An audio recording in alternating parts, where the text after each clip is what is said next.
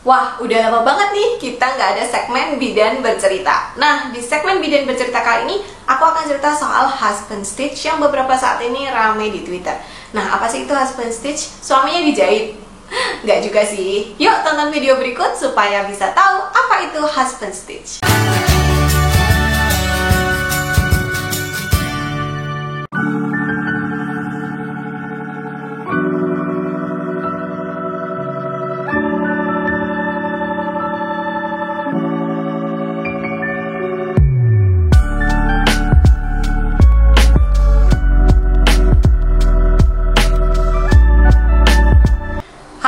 Selamat datang di Kriwil Life, ngobrolin kesehatan bareng aku Bidan Kriwil. Hari ini kita akan bahas hal yang beberapa hari ini cukup ramai di Twitter, yaitu soal husband stitch. Seperti yang mungkin tadi sudah dibaca di awal ya, ada cuplikan Twitter yang bercerita soal husband stitch. Dan sedihnya lagi, ternyata banyak banget yang komen kalau mereka ini curiga mengalami husband stitch, atau mereka juga cerita soal pengalaman mereka ketika melahirkan dan saat dijahit dibilang, "Dijahit ya bu, biar suaminya senang."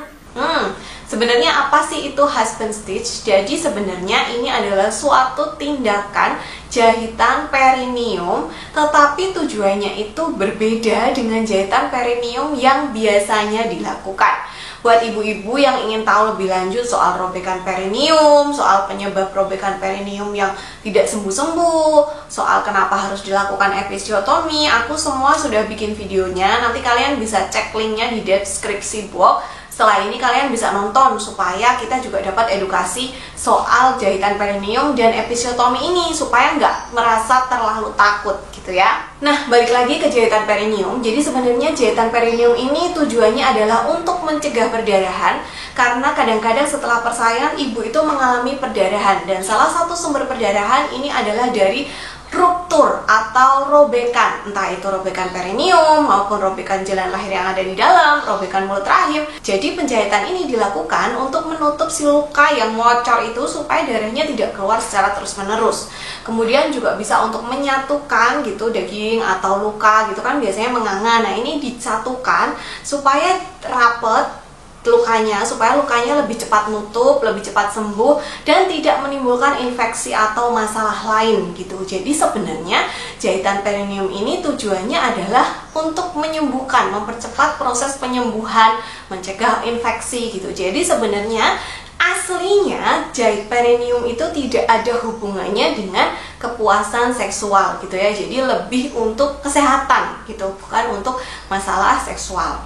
Nah, kalau husband stitch ini adalah jahitan ekstra yang diberikan, tujuannya adalah supaya lubang vagina ini jadi lebih sempit gitu. Jadi misalnya aslinya lubangnya segini nih, harusnya jahitnya sampai sini, dia ditambahin lagi sampai sini sehingga lubangnya tuh lebih sempit.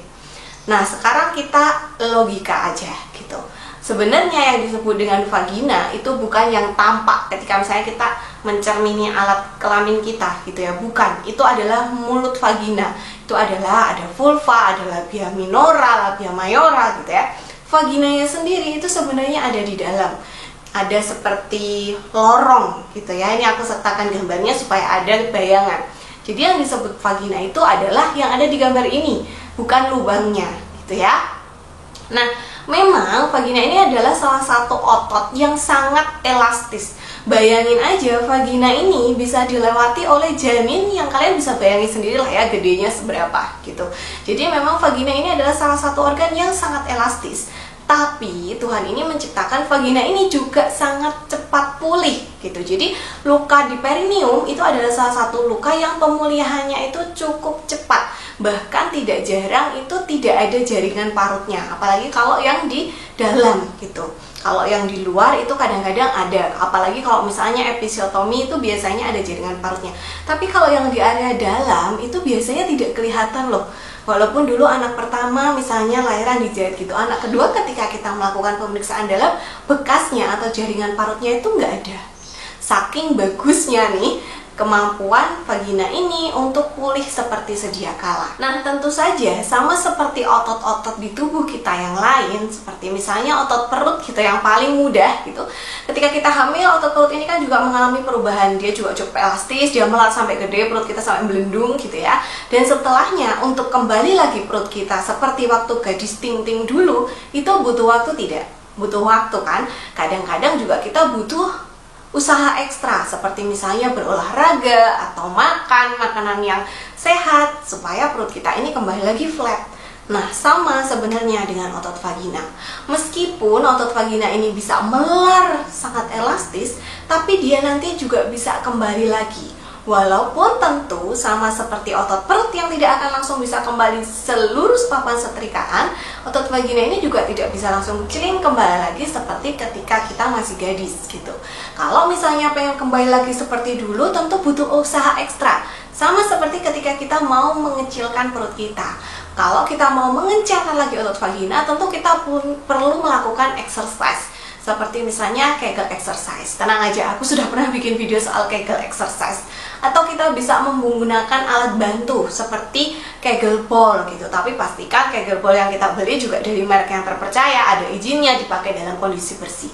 Atau misalnya kita sultan gitu ya, uangnya banyak, kita bisa melakukan bedah vagina, bedah kecantikan, yaitu vaginoplasti. Sebenarnya aku sudah pernah bahas soal ini, tapi gatel juga gitu. Nah, untuk si husband stitch ini, dia itu cuma mempersempit pintu masuknya aja, tetapi otot vaginanya ini tidak diapa-apain gitu. Jadi misalnya kita ada sebuah ruangan terus ada pintunya, husband stitch ini cuma kayak mempersempit pintunya, tapi ruangannya yang nggak berubah gitu, nggak diapa-apain, nggak diperma apa-apa gitu. Jadi lubang vaginanya yang mengecil, sehingga mungkin ketika penetrasi akan lebih sulit untuk masuk gitu ya. Tetapi otot vaginanya ya sama aja. Kalau misalnya kita nggak Kegel exercise ya sama aja gitu, tidak akan bisa kembali lagi seperti ketika kita masih gadis ting-ting dulu gitu ya. Jadi sebenarnya husband stitch ini tidak disarankan dalam dunia medis. Bahkan di beberapa negara ini sudah dilarang gitu. Jadi ini bukan prosedur yang memang dianjurkan di medis gitu, dan tidak sesuai dengan SOP. Jadi sebenarnya kalau ada yang melakukan husband stitch terutama tanpa persetujuan dari si ibu, maka tindakan itu tidak bisa dibenarkan gitu. Jadi sebenarnya tidak ada gunanya, justru bisa berbahaya bagi si ibu. Jadi apa sih sebenarnya resiko kalau misalnya kita melakukan husband stitch atau dokter mempersempit lubang gitu? Yang pertama adalah tentu akan menyebabkan rasa sakit ketika melakukan hubungan seksual ya. Jadi akan mengganggu kenyamanan ibu ketika melakukan hubungan intim. Kemudian bisa meningkatkan resiko perdarahan, meningkatkan resiko infeksi, meningkatkan rasa nyeri di area vagina. Kemudian malah akan menyebabkan resiko episiotomi atau robekan di persalinan selanjutnya, kebocoran urin atau feses, dan juga bisa menyebabkan trauma emosional dan mengganggu kesehatan mental ibu. Jadi kayak setiap mau melakukan hubungan intim sakit gitu ya.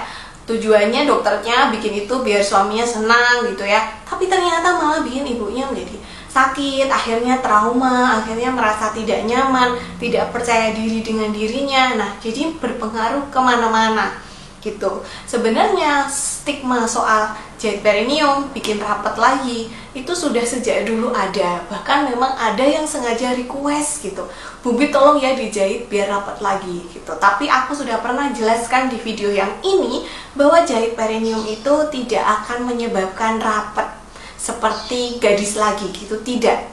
Kalau pengen rapat ya tadi olahraga gitu ya. Dan juga lucunya dan juga banyak juga loh yang DM khawatir karena ketika persalinan tidak dijahit, khawatir longgar gitu. Sekali lagi, dijahit itu tidak berpengaruh terhadap kekencangan otot vagina. Jadi tidak usah khawatir kalau nggak dijahit, yang mungkin karena memang tidak ada luka atau lukanya hanya sedikit bisa pulih sendiri, tidak memerlukan penjahitan. Nah, semoga dengan adanya husband stitch yang viral ini, jadi semakin banyak orang yang terbuka untuk satu, tidak melakukan praktek husband stitch ini lagi, terutama kalau misalnya tidak ada persetujuan dari pasiennya, dari si ibu atau dari suaminya gitu ya. Terus juga buat orang-orang yang merasa bahwa wah dijahit itu supaya rapet, itu juga sudah tidak ada lagi yang seperti itu, karena kenyataannya memang tidak seperti itu gitu. Justru husband stitch ini akan meningkatkan rasa tidak nyaman, menyebabkan perdarahan, menyebabkan infeksi, dan malah beresiko robek lagi gitu. Karena sebenarnya kalau kita jahit perineum itu kan kita jahitnya itu hanya sesuai anatominya aja ibu-ibu. Jadi tadinya lubangnya segitu ya kita jahitnya sampai situ gitu. Karena sebenarnya kelihatan kok robekannya gimana, nanti disambungnya gimana. Jadi agak mirip main puzzle gitu. Nah kalau husband stitch itu kan kita tambahin, kita persempit. Nah nanti ketika kelahiran anak kedua atau ketiga atau selanjutnya bayinya mau keluar kan otomatis jadi lubangnya lebih kecil. Nah ini justru akan meningkatkan terjadinya robekan gitu. Jadi buat kalian yang mungkin masih insecure, kok aku nggak dijahit, atau mungkin sedang berencana, wah besok habis lahiran aku mau minta dijahit biar lebih rapet, itu sebaiknya tidak usah dilakukan, diurungkan saja niatnya, karena sebenarnya tidak ada manfaatnya. Kalau pengen rapet ya sudah, kita olahraga saja, Kegel exercise, oke? Nah, buat kalian yang mungkin ada cerita soal husband stitch, boleh cerita di kolom komentar ya. Nanti aku akan bacain satu-satu. Terima kasih sudah menonton, sampai jumpa di video selanjutnya.